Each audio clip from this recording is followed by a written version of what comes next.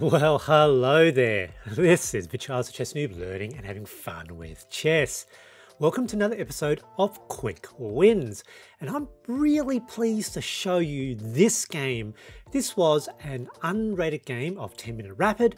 I think it demonstrates well this concept of playing the mind game, where you read your opponent's psychological approach effectively, and then you play moves that baits them into making a blunder, into making a mistake. Let's go take a look.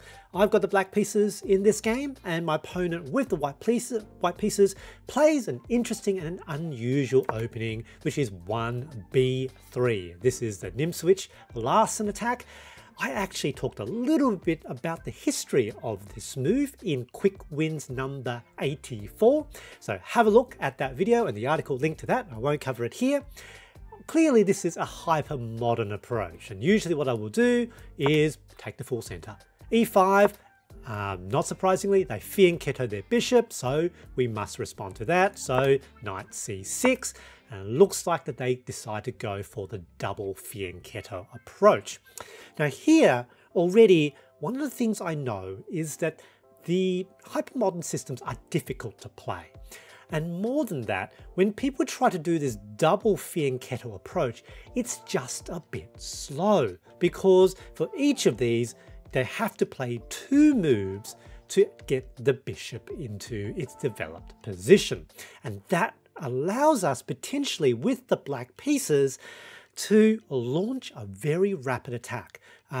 There is just enough tempo that some of our attacks will be difficult to foil. So here, the best move undoubtedly is probably just d5, and Stockfish agrees with that, and it fits with the opening heuristics, so take the full center with the pawns if you're allowed to do so, but instead I develop bishop to c5, getting ready to immediately launch an attack on that pawn. So yes, they do indeed do a double fianchetto. I develop my other knight, and potentially here there's this double attack, two pieces attack on that weak f2 pawn. Now here, white shows their hand on why they wanted to do this. So first, they decide to trade off their bishop for my knight. Okay, captures, and now it looks like they win a pawn. You will see that Stockfish disapproves, calls this a mistake. The Nimzowitsch-Larsen historically was seen as suboptimal, but we now know with sort of modern computer analysis, it's completely all right. It's 0-0-0, it's completely sound.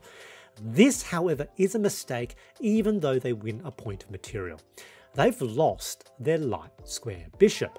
And that was a very strong bishop along that diagonal. And more than that, with their king, there is now going to be weaknesses along these light squares. I noticed this. Now, the best move I should do here is probably immediately to make that f2 pawn attack. However, without thinking too hard, I thought, oh, look, queen d5, looks like there's a fork. Actually, that fork doesn't work. And the reason it doesn't work is they've got knight f3, blocks the diagonal and also defends their bishop. However, here I move back to the attack on the f2 pawn, knight forward, two attackers. What are they going to do? They try to chase my queen with their other knight, makes sense, but it doesn't work. Immediately, bishop captures the pawn of f2, it's defended, and because white decided to go with this fianchetto setup, they have not developed either of their central pawns. King is almost trapped, forced to move, loses the right to castle, and now these weak light squares become very, very salient. So notice, if I can get my queen or my bishop onto the h3 square, that would be checkmate. So that's the pattern to recognize in this system. So how am I going to do that? Well, firstly, let's not lose the queen. So I decide to slide my queen to c5, keep the defense of that bishop, and potentially move that knight and get that mate. So that's what I was thinking. They now capture. So white here, and this is part of the mind games, clearly think they're winning. Clearly they thought because they played that double fianchetto setup, and maybe they have some success with it. Looks like they captured a pawn. Looks like they potentially might even win a rook. So their attention is going to be on this. Now for this move, I thought about for quite a while what I should do, because I was thinking, you know, maybe I can bring my queen to h5, and that actually is the best move according to Stockfish, so that this would be mate. So that pattern of mate, as I said, and the bishop is defended.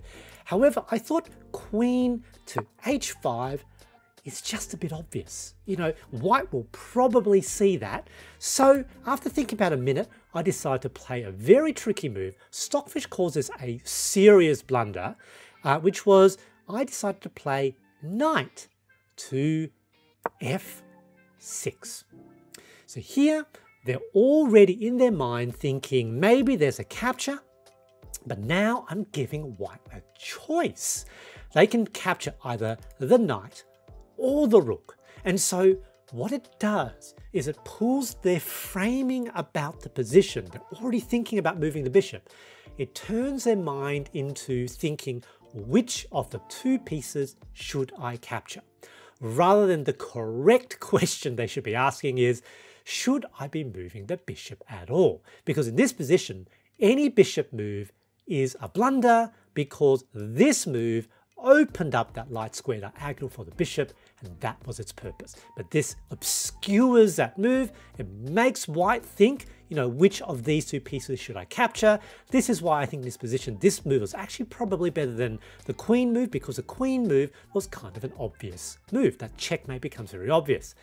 White doesn't see the actual checkmate pattern, sensibly captures the rook, and now bishop to h3, and it's mate.